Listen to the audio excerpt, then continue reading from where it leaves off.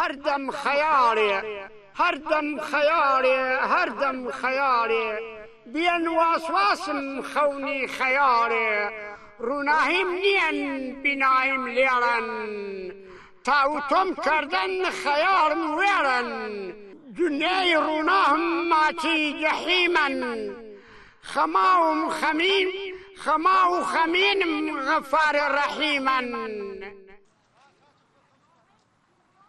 ناوم حمید مجید محمد کامران زنگنه، مامۆسای خانەنشینم دەرچووی پەیمانگای هەولێرم ساڵی 1970 بۆ 1974.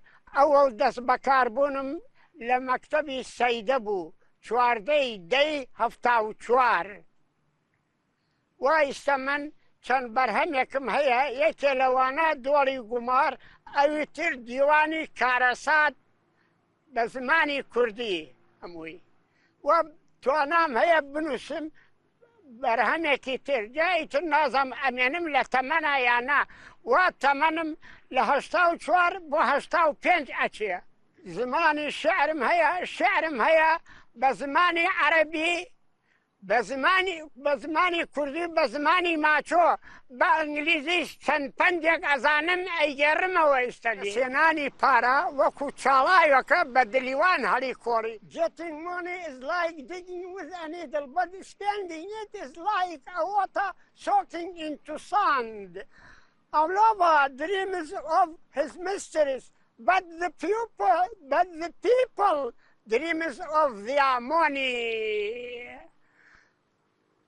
Life without money is like 50 without 5, or it is equal 0. ئاوەزای تاشن شەوکاریە کرد. آخر تەمەنی 84م داواکارم خوا تەمەنم بدا مسودەی ئینگلیزی، عەرەبی، کوردی بە زمانی ماچۆ طەبع بکەم. هەندێکیان بەرهەمم زۆرە.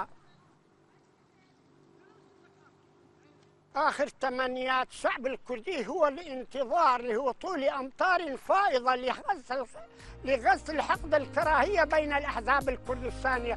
وآخر أمنيات الشعب الكردي هو الاستماع لصدى صوت الموحد لكردستان الكبرى.